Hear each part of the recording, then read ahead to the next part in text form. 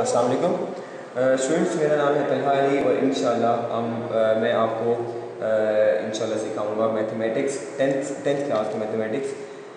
बहुत मुश्किल नहीं है लेकिन इंशाल्लाह मैं आपको समझाऊंगा। इंशाल्लाह इसको इजी बनाएंगे और कुछ आपकी मेहनत होगी जिसकी वजह से आप इसे कवर कर सकते हैं।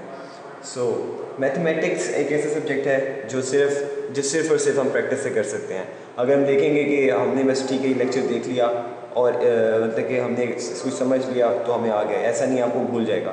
तो मैथमेटिक्स में कमांड हासिल करने के लिए आपको बहुत प्रैक्टिस की ज़रूरत है, बार बार प्रैक्टिस की ज़रूरत है। आप कोई क्वेश्चन करें तो उससे बार बार प्रैक्टिस करें ताकि वो आपको हमेशा याद रहे।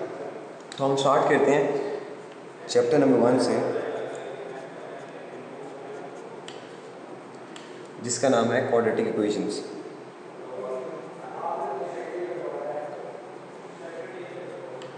Quadratic equations, basically what are quadratic equations?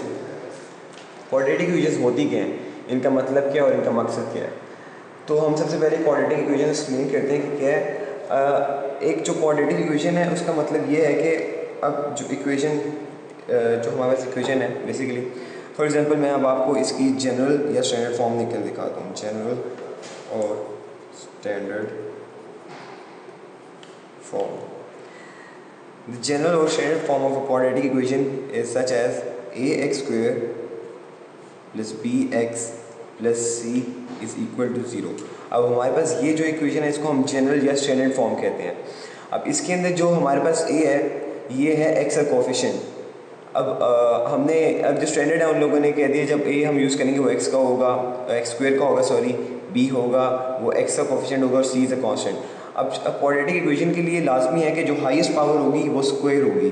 अब हम इस इक्वेशन में देख सकते हैं कि जो हाईएस्ट पावर है वो हमारा स्क्वायर है, इससे स्क्वायर से कोई बड़ी पावर नहीं है। अगर फॉर एग्जांपल हमारे पास कोई क्यूब होता ax cube plus bx square plus cx plus c, तो हमारे पास क्वाड्रेटिक इक्वेशन ना होती। फॉर एग्जांपल अब हमारे पास कोई और हम इंट्रोड्यूस कर लेते हैं coefficient, for example dx cube plus ax square plus bx plus c is equal to 0. Now this is not a quadratic equation because we can see that we have a highest power of 3। जब हमारे power 3 आ गई quadratic ना रही, जब हमारे पास power 2 है वो हमारे पास क्वाड्रेटिक इक्वेशन रहेगी। अब इधर देख सकते हैं हमारे पास एक पावर 2 हाईएस्ट, उसके बाद 1 पावर आ रही है, उसके बाद सिर्फ एक कांस्टेंट है, तो हमारे पास ये क्वाड्रेटिक है। लेकिन अब जब हम यहाँ देखते हैं हमारे पास स्क्वायर से बड़ी पावर आ रही है, यानी कि 2 से हमारे पास पावर इंक्रीज़ हो गई है, 3 आ गई है, तो हमारे पास ये क्वाड्रेटिक इक्वेशन ना हुई। तो क्वाड्रेटिक इक्वेशन वो ऐसी इक्वेशन है जिसके अंदर हाईएस्ट पावर 2 हो और उससे कम पावर भी हो सकती है, यानी कि कम पावर 1 ही रहेगी और एक कांस्टेंट हो। अब ये जो है ये है स्टैंडर्ड फॉर्म और जनरल। नाउ अगर हमारे पास कोई, अब फॉर एग्जांपल अब हम एग्जांपल लेते हैं कैसे। For example it may be 3x square plus 5x plus 60 is equal to 0। Now this is the general form. General form कह सकते हैं या हम स्टैंडर्ड फॉर्म कह सकते हैं।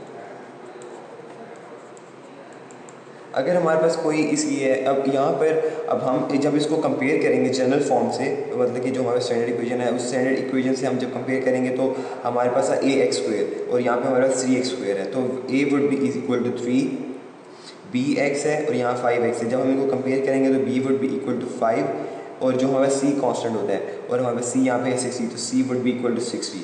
अब हमारे पास जो ये कोफिशिएंट्स हैं 3, 5, 60, ये हमें हेल्प करते हैं आगे जब हम आगे सब डिफरेंट क्वेश्चन सॉल्व करेंगे डिफरेंट मेथड से, तो वो हमें ये हेल्प करेंगे। अगर हमारे पास अब हमारे पास हमें let's take another example.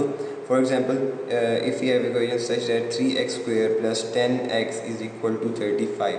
Now this equation is not in the general or standard form because as we can see that in general or standard form the constant c, that is constant, is on the left hand side of the equation, but here we can see that the constant 35 is on the right hand side.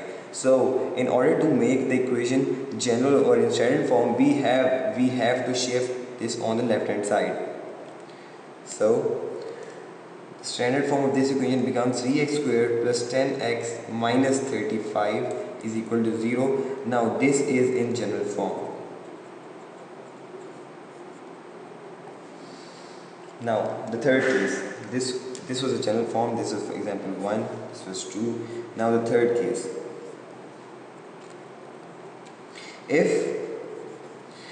If in any quadratic equation, suppose that the coefficient of x term, that is b, if b is equal to 0, then what happens? We see that if b is equal to 0, for example, suppose that 7x square plus 0, that is the value of b into x, because the coefficient of x is always b. I have told you earlier that the coefficient of x is b and x square is a. So here a is 7, b is 0. We are studying a special case where b is equal to 0. So 0x plus c is equal to 0. Now simplifying it, it becomes 7x square plus 0 into x is 0. So plus c is equal to 0. Now what is this called? This is called pure quadratic equation. तो हम अब यहाँ देख सकते हैं जब कभी भी हमारे पास x का कोफिशिएंट जिसको हम b कहते हैं वो हमारे 0 होगा तो वो कहलाएगी प्योर क्वाड्रेटिक इक्वेशन। अगर आपसे कोई पूछ ले प्योर क्वाड्रेटिक इक्वेशन क्या है तो आप सिंपल ले दें ऐसी क्वाड्रेटिक इक्वेशन जिसमें हमारे पास x का coefficient that is b is 0 is called pure quadratic equation. Now moving on to the